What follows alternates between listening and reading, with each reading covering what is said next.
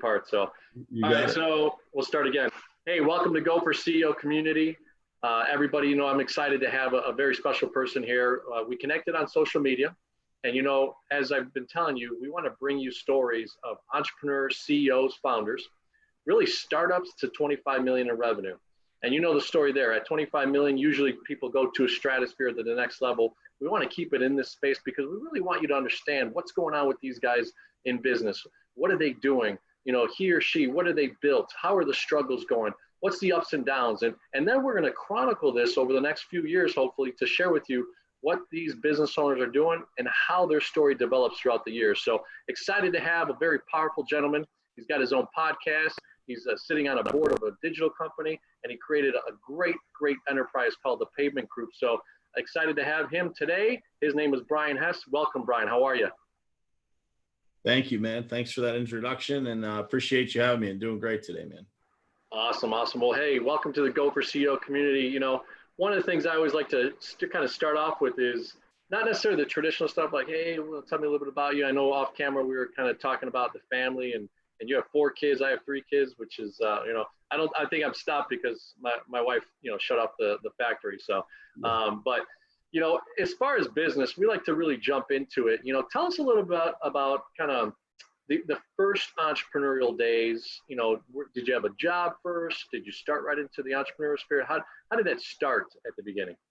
Yeah, so I think, to start at the beginning, man, I would say that it goes all the way back to being a kid, right? Like, when you're a kid and you kind of have that entrepreneurial spirit, you just, from the time I was a little boy, man, I always would, look at different places. I would tell my parents that I owned these buildings we were driving past when I was like 7 or 8 years old. So I always kind of had that, in the back of my mind or in my blood. And so then, as I grew up, I was raised by, my dad was a steel worker. My mom was a stay-at-home mom. So it was like, you grow up, you get a job, make sure it has health insurance, put some money in retirement, buy a home, the same story that a lot of people have, And so as I got into my 20s, had some entrepreneurial ventures in my early 20s, and then, went and got a job and worked my way up through corporate America, and then kind of jumped into private business from corporate America into the construction industry. And then when I entered the construction industry, it was kind of where the fire started burning, man, where I was like, when you're in a small business, you can kind of see yourself in that role of creating that from scratch, right? And so that's kind of where I got the itch, after that, after I left the company that I was working for, couple false starts there, started with people that, it just didn't work out. The companies produced well, but it didn't work out from a partnership standpoint. And then 2.5 years ago, we formed the Pavement Group, started the Pavement Group, and man, the rest is history. It's been a great ride the last 2.5 years. Love it. And I think our connection started a couple of years ago at 10X. Getting to kind of be like-minded and found each other through sort of probably the groups that we had. So let me ask you something. I mean, let's go back a little bit. That partnership, what were maybe a couple of things that were learning lessons about a partnership, about structure, about, just kind of bringing on the right person? Yeah, I think it comes down to, and I live by this, both in business and in personal, and it's lessons that you learn, because even after, man, sometimes you blow past the red lights, and you ignore some of the signs that tell you not to do something, and it costs you frustrations and difficulties and all kinds of stuff. And I think it's the alignment of values, right? To make sure that kind of where you come from and what your mission is and what you're really trying to accomplish aligns with those people that you're in business with. And it goes further than just those partnerships. It goes to, the employee level as you're starting to scale and you bring people into your business to kind of share that with them, as an employee, they're sharing the success of the company and they're part of creating that success. So it's really important for them to be having the same values as you do. So, if your goal as an owner is to make an impact and everybody else's is number one is by far to make income instead of impact, you're going to have some disconnection, right?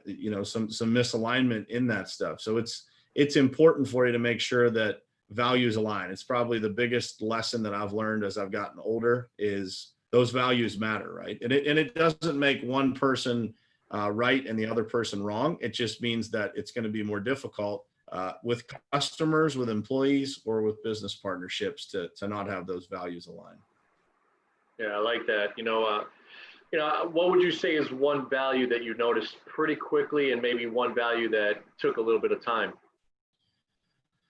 I would say, man, the one value that you have to have is what are you doing it for? Are you doing it to serve people? I mean, we all have, the need to take care of our families, to provide, the financial part is always there, but it's those other ones, like, to me, like extreme work ethic is a value that has to align, right? Like you have to be, because if one person is putting in an extraordinary amount of work and the other one is kind of part-time, it's not going to lead to great places. It's going to create some controversy, some conflict that is really unnecessary, right? Because doesn't mean, again, that one person's right, the other one's wrong. It just means you're going to get frustrated if you're going 1,000 miles an hour and somebody else is, always trying to pull it back the other direction. So I would say work ethic is one that comes to mind.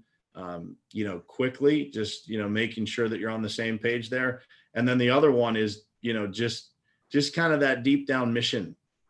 And that one is one that definitely takes some time to figure out. And it is a constantly evolving thing because, for example, we're both married with children. So, the woman that I met when she was, 30, and then the woman 10 years later, people evolve, right? And so you have to make sure that you have some alignment in the beginning, because as people change, that alignment's going to change a little bit too. And you got to have, enough in common, both from a business standpoint and a personal standpoint, to make sure that that continues to be successful, that bond is still there. And so, it's really important to dig into that stuff and to really understand those people that you're going on the journey with. What great feedback there, Brian. I think, a lot of people could learn from that. One of the things, that comes to mind is I have a buddy of mine that started a podcast. He's already pretty big on one channel. He starts up another podcast, and he quickly found out one of the three guys was just not that work ethic. And he always says in his other channel that he's grown pretty big, hire slow, fire fast. Right? Yeah. Because you've got to notice these things, right? So interesting in a partnership. Now, how did it ultimately dissolve? Did you guys just, you're okay walking your own ways, or did you have to, I guess, get yourself out of there with a payment?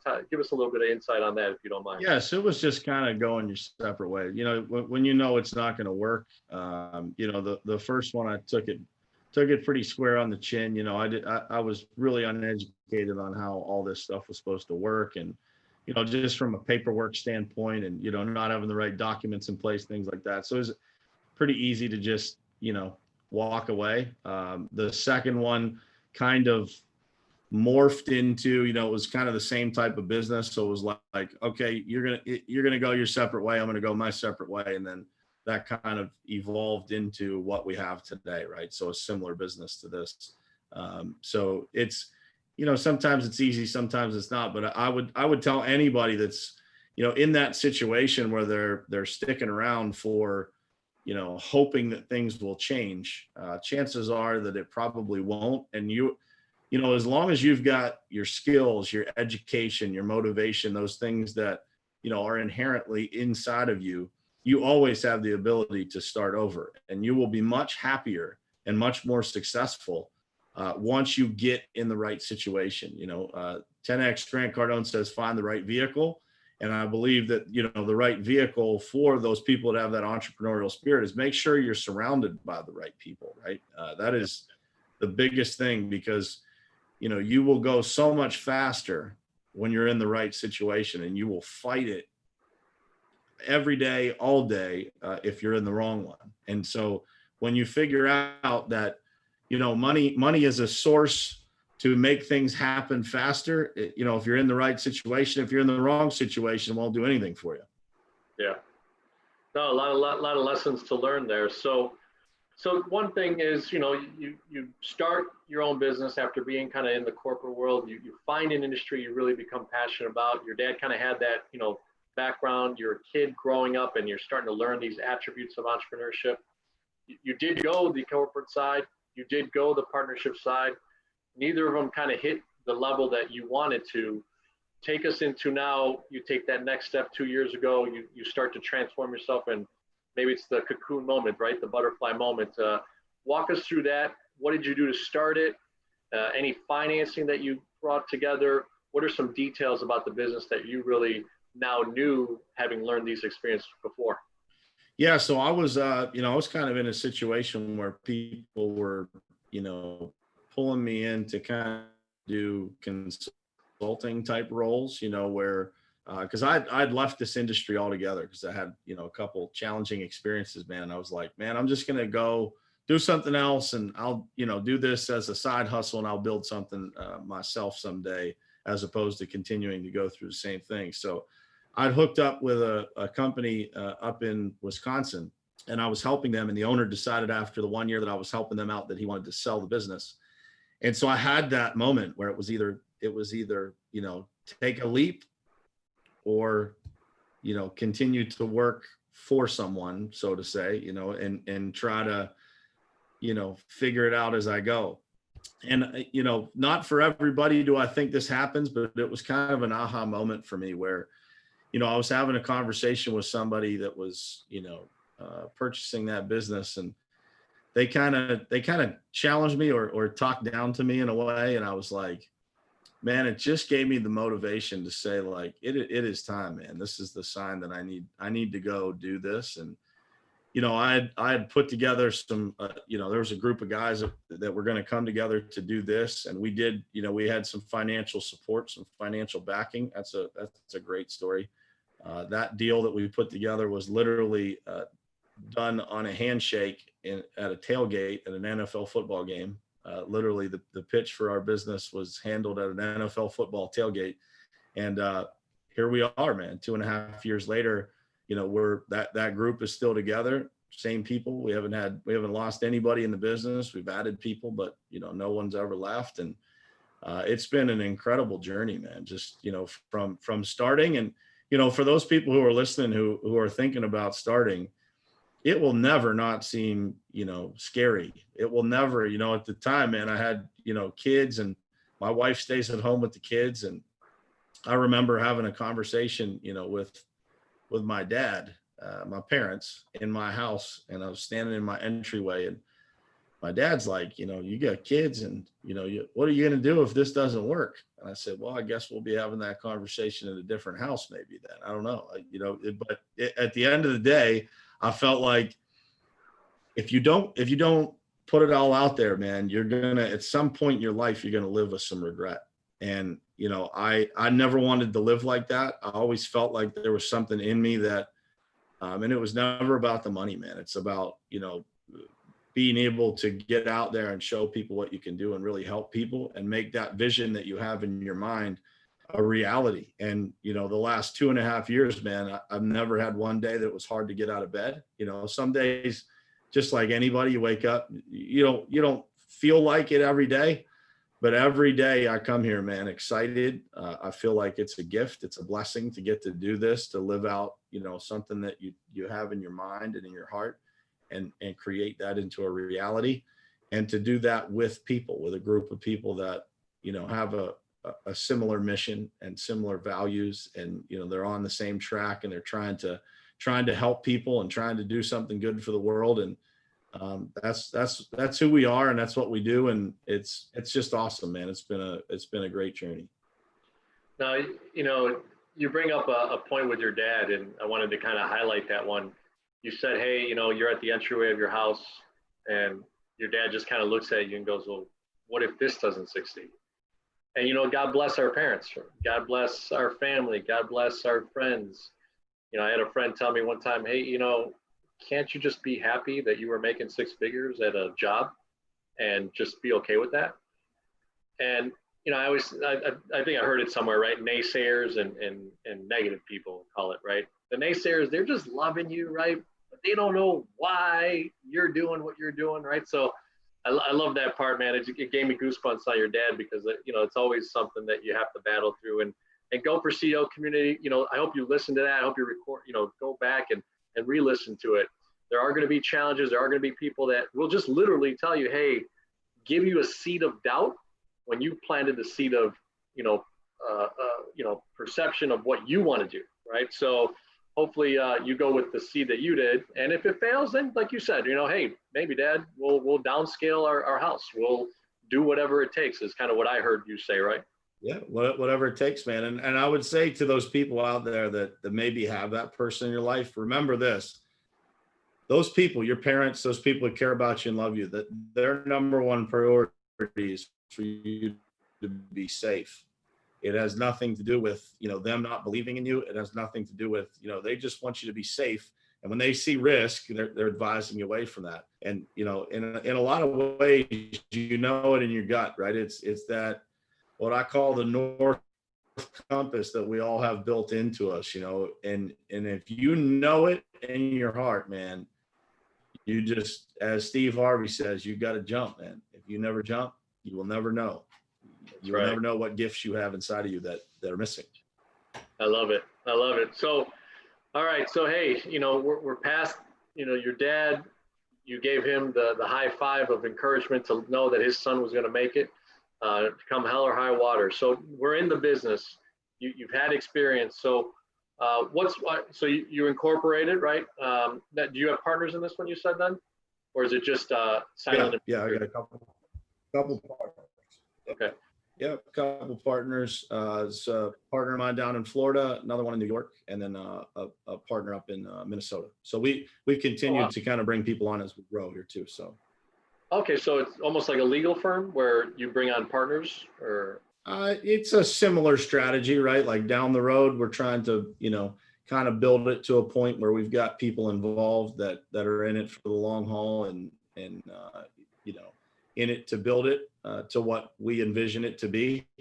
And so, one of the funny things that we always joke about is like, Jeff Bezos, I think he owns like 13% or 17% of Amazon or something. And I always say, like, I don't think he's too unhappy with his minority share. Like he's doing just fine.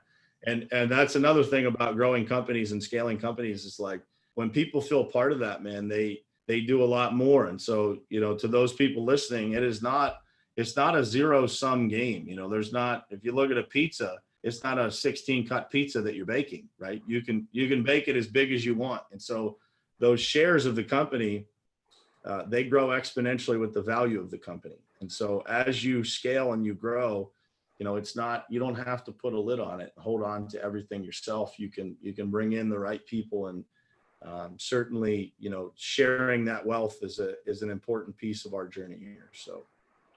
You bring up something that kind of just popped in my mind about 3 weeks ago. I'm at another party with some friends. We were talking offline, you and I, about something, and we were talking about low float, which is, basically the ability to see companies that have low floating shares, right? The amounts, and you see what Amazon has or Apple and the outstanding shares and opportunities within this. I have one of my buddies that is into sub penny stocks, but more for the ability to buy these companies, right? And then be able to float them up. So it's interesting. Yeah, I mean, I don't want to get too into the weeds on that, but interesting to kind of see is one of the perspectives to keep it private and just grow it to a certain revenue amount and then exit, or do you have some strategies maybe to go public? Yeah, no, we'd like to keep it private. I think, everybody that's involved has, their own ideas as to how they would want their piece of it. Some of us have kids that we'd like to, get involved in the business if that's the way that it goes. And, I would say it's too early to say anything's off the table, but like, we want to build it to make a difference. And, we want to build it to say, hey, this is what we were able to accomplish. We were innovative. We did, these things, we changed the industry and had an impact on an industry in this way or that. And, we've got, some pretty lofty 10-year goals as to what we're trying to accomplish. And, I think step by step, every 90 days, we're kind of reevaluating those goals and, refocusing and picking out some new things that we're going to run at. And it's going well, man. It's super exciting to be, I love the concept of this show, man, because not a lot of people talk about that startup, to what it takes. And man, it's a unique journey, no matter what you've been through in business, no matter how, and I would say that's probably the case for anybody starting a business, even those people who have been massively successful, they come back and start another new business. And, you might know a lot more, but it is still starting from nothing. Right. So it's an awesome journey. I love it. I love it. So tell me a little bit so let's get into the actual minutia of the business. What's some day-to-day activities that you do? What are your partners doing? How do you guys hold each other accountable? So interesting question, man. We this year, if you're familiar with EOS, so entrepreneurial operating system, we just transitioned to that system this year. So that's for those of you, if you want to look it up, there's a book called Traction by a guy named Gino Wickman. And he created this program, EOS, and man, it has helped a great deal. So we kind of have, before this, I felt like we were all running to to the same fires, right? We weren't sure who was going to take care of something, and it was a small enough group where we communicated well and we were able to handle everything, and it was pretty efficient. But as you start to scale up and you start to add people and you start to have way more jobs and way more customers than one person should be handling, or that all of you should be running to at the same time, you got to figure out how to diversify that and really, get people assigned to the right places. And so this program basically puts in place what they call a visionary. So that's the person that's kind of setting the vision for the company and looking forward and kind of, innovating and coming up with those ideas that are going to take it to the next level. And then there's an integrator role, which that person's kind of responsible for the accountability of everybody. And then you have different buckets within the business. And so for us, it's finance, operations, and sales. And so we have, three different people in the company responsible for those three things. They produce all the reporting, they do all that kind of stuff. So that's kind of how it's divided up now. That's from an accountability standpoint, that's how it goes. We have regularly scheduled meetings every Monday and Friday. We have a leadership meeting every single Monday. So it really does a great job of creating rhythm to the business, and then does an excellent job of just making clear that accountability. So the first part of your question, what's the day in the life look like? To give everybody an idea, so we are a nationwide asphalt and concrete company. So we have customers, retailers, hotels, gas stations, banks, all kinds of different, what we would refer to as multi-unit property owners. So they have hundreds or thousands of properties. And our job is to simplify that whole process of, owning hundreds or thousands of properties and having that many parking lots to maintenance or replace or whatever it is a really challenging thing for them. So a day in the life is, receiving those types of work requests. They're coming in via email, via phone, conversations, whatever it is. We've got a pretty technologically advanced system now that we've got them coming into, so that they get assigned to the right places and tracked. And we're, working those from start to finish. So from receiving them to looking at them, going out and looking at the jobs, figuring out what needs to be done there, submitting the quotes, all that kind of stuff. That's the everyday, and then executing those jobs. So like Wednesday night, I'll be in Southern Virginia. We're ripping out a parking lot overnight, and then we'll pave it back the next day. And I'll be down there running that job. So day to day for me now, man, is like, it's figuring out, what is the next step? Like, how can we make this go faster? How can we improve our communication? How can we improve the customer experience? How can we improve our marketing, right? To deliver our message better into more places and for less money. And that is a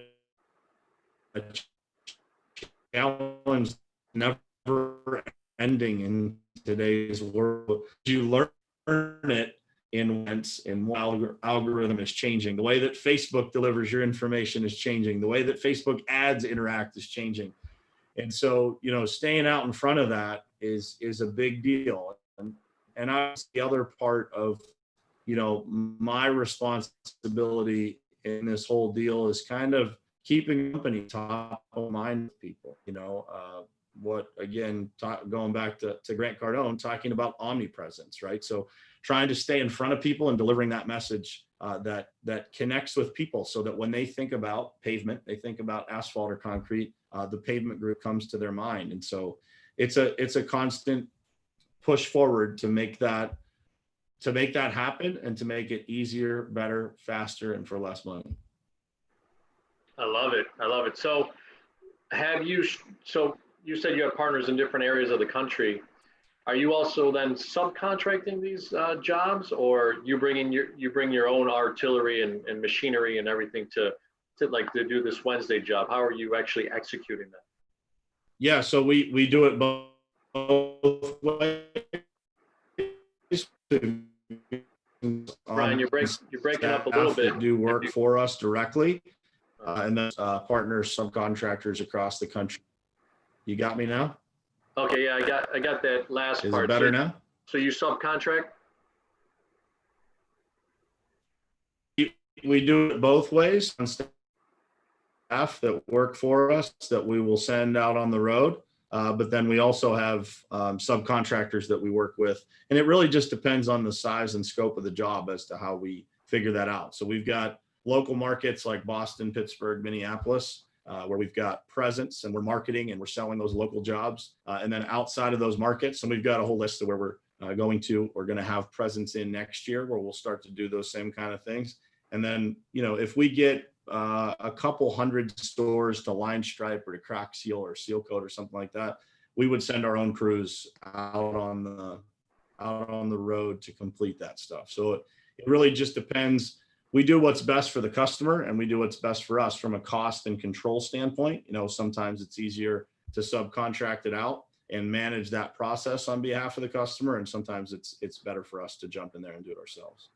So do you work on a contract basis where basically you vetted out the opportunity, you give your bid, and then you're asking for the ability to basically control that, almost like a property management style, or am I wrong on that? It's kind of similar. Yeah. So it's on a job by job basis. Most of the time we have a few customers that we get most of or all of their work. Right. And so but it's still on typically a job by job. We contract each job individually basis. And then, we've again, because sometimes, we might plan to do it ourselves. And then, at the last minute, it makes more sense for us to send somebody else. But those are contractors. Again, social media has been a huge, huge play in that, where we can get to know contractors pretty well online, and then, eventually meeting them in person. But we've been able to expand our contractor network quickly and efficiently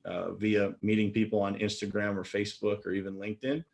And that has served us well. But, it's about what I've learned in the last probably 5 years being in this business and then having it ourselves, is that people want the work to be done correctly, and they want it to be easy. So they want the process as more than they care about who is specifically out there doing the work. And here is the reality is those people that are out there on the property doing the work, they're always going to change, right? Like one day a guy's going to be working for this company, the next day he's going to work for another one. So that whole idea of who is out there, as long as the company behind it is secure, has the right strategy, has the right planning, the right execution, that's what the customer is worried about. Like, is the company that I'm doing this with able to control it? They have a clearly defined process, and are they going to solve the biggest problems that I have when they're working with me, right? As opposed to specifically who necessarily is doing the job. And for the customers, at this point, they realize that, we use the same contractors over and over and over again. And they just want to be able to have like a footprint of several states or a region, or in some cases, the whole country, where they come and deal with one team, one company, and one process, and they get that same experience every time. Oh, you've identified something big, right? And I'm sure you can kind of dive even deeper into the quality controls, right? when I think about what you've developed, it's pretty cool. You're basically marketing the full service through you. You take care of everything, right? It seems like, and you vet out the subcontractors, you build out the relationships, you know, what's one quality control after the job is done that you would say is something that someone can learn from that you've done that now holds your subcontractors accountable? I would say, man, that by the time the job is done, the picture should already be painted. So we use technology to kind of paint that picture as the job's being completed, so that from a transparency standpoint, if you're my client, you know, I say we don't just check every box, but we want you to see us checking every box. And we do that through the power of a portal that we use online. So like as a job's being completed, those photos, those videos, everything that's happening on that job is being uploaded through there, so that, you know, if I'm doing your job in Southern Virginia and you are in Georgia or you're in Texas, right? You're a property manager or a facility manager or a property owner that's just not in the area. You can have peace of mind of what's happening on your property, and you can know, you know, everything that's going down. And so I would say that's the biggest lesson is like, you know, don't let them find out after the fact what's going on, right? They want to know every step. You know, if you have the ability to give it to them in real time, give it to them in real time, because it just takes a lot of the question marks that people have about contractors. The more transparency and the more real-time information you're able to give to people, the less they have those question marks. So what's one blunder that you've had in the last 2.5 years that you kind of like, but you maybe recovered very well? Oh man, that list is long, brother. To pick one, if I was I'll tell you the concept of how I end up in blunders. You know, anytime I end up in a blunder, you know, typically it is coming from the result of either going too fast, you know, like you're not really thinking something all the way through. You're going a little bit too fast, and you're not asking yourself the tough questions. I'm trying to think, man. I've been in some really pretty serious predicaments, you know, like on job sites where you don't want to be in a predicament on a job site, man, where you're sitting there thinking to yourself, like, how are we going to pull this off? You know, like, how are we going to get from this point where things are, you know, just a little or a lot off track? How are we going to get back, you know, to where we are? So I'll tell you this, I have a rule. We joke as a team. We say, man, when we're on a job site, we want to be like a duck, like calm on the top of the water, but paddling like hell underneath. Right. That's an awesome metaphor, right? That's really cool. Yeah. So, yeah, it works. I love it. I love it. So help me understand. So, you know, you had all this experience, you put this team together, right? You had these stories that got you to where you got to 2 years ago, and now you've got, you know, the business going. So what's something that you could share that aligned the revenue starting to come in, right? To start to see the business flow through, and then where are you at right now, and where do you want to go? Maybe if you want to share with us the 10-year mark is revenue wise, just to kind of share and give someone a perspective of how you started 2.5 years ago to where you're going in 10 years. Yeah, I think, you know, I think number one, it's funny. I had a conversation today about goals with one of my good buddies, and he's superb in business. Just he has a giant company, super successful. And we were talking about just 2020 has been an interesting year for everybody, right? And so yeah.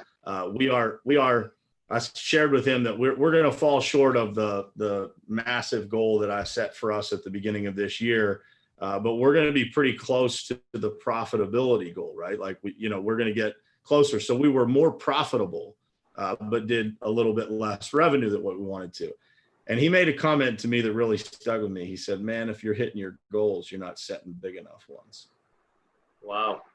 And I said, "Man, that's, you know, just gives you some perspective, you know, coming from someone who has built a $50 million business. You know, you sit there and look at yourself in the mirror, and sometimes you feel like, man, maybe I'm falling, you know, you feel like you're falling a little bit short, but then you hear that, and it's the truth, man." And I knew in that moment, I'm like, I know what we did this year. I know it was special. I know it was great. Like, we had a great year. The trend is headed towards, you fall a little bit short. But at the same time, if you are setting baby goals, that are easy to check off, then, what are you really doing, right? Are you really making progress? And so for us, we look at, 10 years out, and we look at, being $150 million company. And in that takes being in about 15 markets across the United States, and having, local offices in all those places, and performing work locally, and then growing our national presence, so that we can serve more clients and do more things in more places. And I believe with everything I got, man, that is, that's where we're headed. That's what we all believe.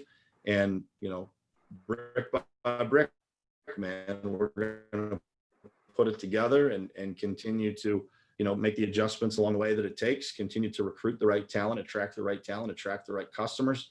And that's it, man. It is, another one of my favorite quotes is, we way overestimate what we can do in a day, but we way underestimate what we can do in a year, or in 5 years, or in 10 years.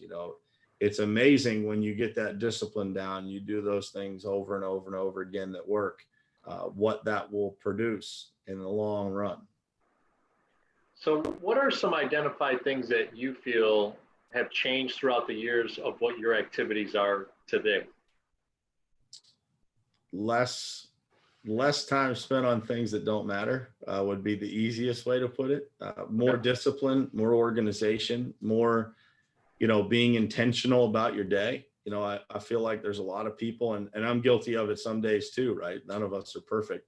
Sure. Where you come in, you walk out at the end of the day, and you're like, man, what the heck did I really do today?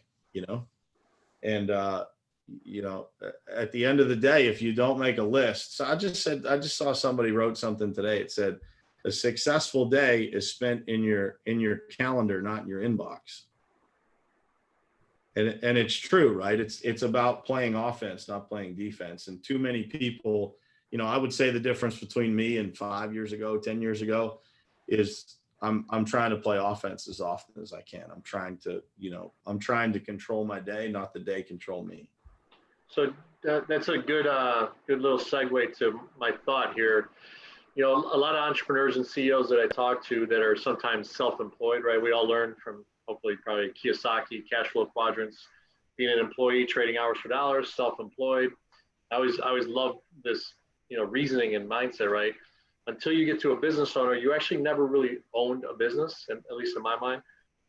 Business owner means obviously you've scaled, you've started to broaden systems and strategies and all these types of things. So what's, you just said kind of prioritizing, playing offense, understanding. Maybe a better question is, do you use not only systems to help you that, like you say the EOS system, but personally, do you have an assistant or two? Do you have a virtual assistant? Have you used, or are you thinking about using that stuff? Yeah, for sure, man. I think that, the number one piece of advice that I would give to people is, before you get an assistant, you got to figure out yourself. Because if you get somebody to help you, you're doing nothing but covering up the problem in a lot of ways. So there's a lot that you can handle yourself, because, you're communicating. That doesn't mean never, I would love to put that in place eventually, but I would say for the last year, maybe year and a half, I've really been focused on, trying to get the most orange juice out of my own orange, right? Like, how can I kind of master what I am able to do? And so, I get that a lot of times from people like, man, you got this going on, or this, multiple companies, like, how do you juggle it? And the truth is, man, you're capable of way more than what you think. It is all about, how do you do it? How do you go about it? So for me, I'll describe my ideal day. Is this how it always goes? Absolutely not. But I try to make this happen as often as I possibly can. And that is, in the morning, I read scripture. I read like a one pager that has scripture in it. And I read the Maxwell Daily Reader. If you haven't picked up that book, it's a great one, just a one pager on leadership every single day. And I sit down and I write down my goals. I write down my to-do list. I write down what's going to happen that day, and I go on offense. And that is what it takes. And then from that day, you carry over the things that didn't get done. You make sure your critical tasks are getting handled, all that kind of stuff. And those are your best days, man, where you have it all together. A virtual assistant, in my mind, I feel like I'm kind of at that place where, you could either hire an assistant or hire a virtual assistant, whatever people prefer. But I felt like there was a point in my life where I wouldn't even know what to tell that person to do because, right, I didn't have rhythm to my own life. I didn't have a routine. I didn't have, I would never want someone trying to figure that out. Like now, I feel like if they walked into my office, they would have a pretty good idea of what I do every day and every week. So it would be easier for me to do that. So I would tell people, there's nothing wrong with it. 100%. Eventually, for you to scale your business, you need those types of things. You need someone that can, be that person to kind of carry the ball down the field for you here and there on those things that need that. But at the same time, you have to put the time in to yourself because, for you to be most efficient, it starts with you. Well, and I'll just, give the community something to chew on, right? I connected with you, I think on a Saturday. I shared with you that I'm starting to do these interviews with CEOs and founders. I lost a week, right? Because you had given me, hey, these are some dates that I'm available. And then when I came back to you, you're like, hey, look, just go to my Calendly and pick a time. And I thought, wow, that's a very proficient thing, right? That's very efficient. You put your Calendly together probably the next few weeks. You know where you're going to be. Somebody wants to get in your schedule, hop in, and then that's an efficiency. So I think that's a big deal. I had Calendly about a year ago. I've truthfully fallen off of it, but you've given me an example of something that I could do better, right? And people could do better. So like Brian said, guys and gals, look at ways that you could get better yourself. Look at ways that can help you through technology to help you, right? And then, look at those opportunities. So let me ask you something. Everybody that comes into the Pavement Group, are they all then independent contractors, or are they looking to be partners, every single one of them? No, they start as employees, and then down the road, we're looking at all kinds of different ways to involve people, whether that be through an equity pool or whatever. We haven't figured it all out yet either, but it's important to me and it's important to the other partners to make sure that, people feel a part of it. And long term, those people that are in it with us, we feel like they should feel that connection. They should feel part of it. And we want them to feel, like their own entrepreneurial type of situation inside of our company where, we can, and I don't know how to do it yet, man. I say this all the time, but I set out to create something different. We set out to create something different. And that's what we're doing, right? It's like, and you figure it out as you go. It's not always perfect, but to give people the ability to earn income above and beyond, what they could somewhere else, and to do that through different creative ways that we can come up with to do it, whether that's through, people selling or company profits or whatever. We're gonna create these positions to where people feel part of what we do, but they also feel like they have their own little deal inside of our company. That's awesome. So look, I want to be respectful of your time, Brian. So probably a few more minutes here, if you don't mind. So tell us a little bit about kind of the next steps with, bringing out more areas of business, right? So other states that you're going into. What are some marketing things? I think you shared with me you're on the board of an actual digital marketing company, which is nice. You get the inside. So I don't know if you're using them personally for this business, but how does that look like, the scale of going in, out to other states?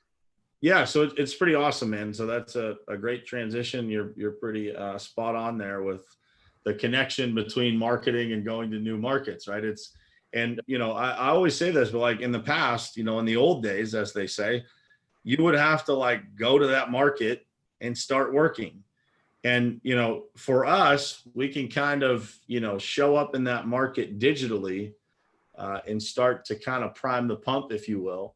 And then we can, make the investment and have people move in and all that kind of stuff. And so we've been doing those little tests, right, to see where to go, what are the best places, that kind of stuff, through digital, right? And Lead Revenue is the company that I'm talking about, and we do use them. So if you go to our website or you go to any of that stuff, you'll see that. And we've been mastering that strategy. And I'll tell you, man, I've been on social for a few years and pretty heavy on it. And when I started to get the education about the web and Google side of things, man, I felt like I was back in grade school again, learning all over, because it's so different and it's so massive.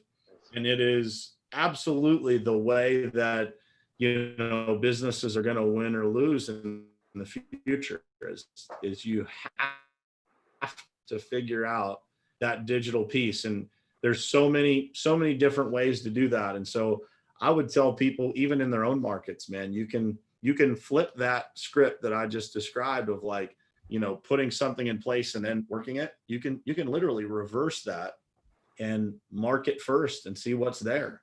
And that gives you kind of a little test of the water, how warm is it? And see, is there, because you might be misreading the situation. You might be looking at 4 different cities to go to. 2 of them might be head and shoulders over the others needing what you have. And, so if you do that test, you do that kind of marketing test up front, you're going to get real results. You're going to get, black and white numbers that don't lie. Right. So that is kind of our strategy as to how to do these market expansions. And, we're in the process now. We got some ideas, but I'm going to keep secret where we're going. There, I love it. I love it. So, hey, so part of Go for CEO, really the C is customer experience, the E is employee engagement, and the O is operational excellence. You, Brian, are actually going to be my first guy I'm actually asking this. I've been trying to make these a little bit better, and I see some podcasters that kind of end with certain questions and political ones and whatever, all types of. But so I'm going to ask you these questions, and we'll end with this. And we're looking forward to reconnecting with you in 6 months, seeing where the Pavement Group is, and hopefully a year, 3 years from now, and hopefully seeing you at that $150 million mark in the future. And we're going to be fans of yours, so I hope that you'll join us in the future. But for right now, to end the podcast, C, customer experience. What's the value proposition that makes the Pavement Group the best at that piece of the puzzle? And then I'll ask you the other 2. Yeah, it's 100%, man. It's the transparency and the process, and really putting the customer at the center of that process. We build around them. We don't try to tell them how we're going to do business with them. We ask them how they would like us to do business with them, and then we build that entire process around that transparent, highly communicative approach to solving their problems.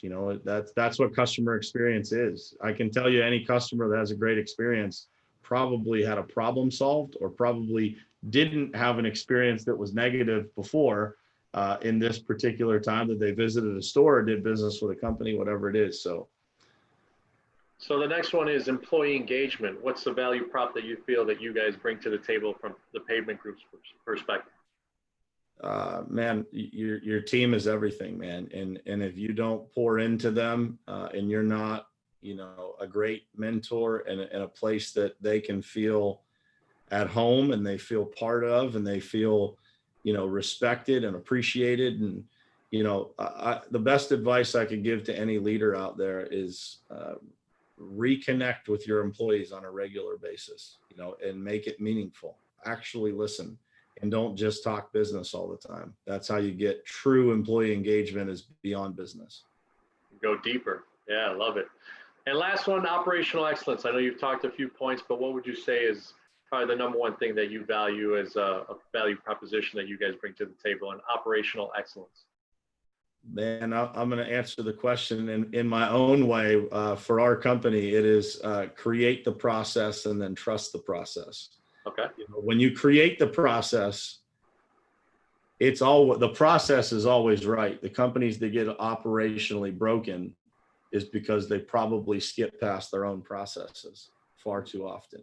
And so, you know, trusting the process, and that's hard to do, man, when you're moving fast, but pumping the brakes a little bit and being willing to trust your own process that you've put in place, it'll serve you if you could do it. It's a lot easier said than done when you're going 1,000 miles an hour, but it's important to do.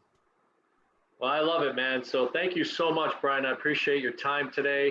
You know, I'm sure you've got a busy rest of the day. You've got 4 beautiful children waiting for you, a great wife, and an incredible team, it sounds like, at the Pavement Group. So thank you so much. We look forward to reconnecting with you in a few months, finding out where the Pavement Group is going next, and seeing the journey beyond. So I appreciate your time, Brian. Thank you, man. I appreciate you having me, brother. Thank you. All right, my man. Take care. Have a good one. You too.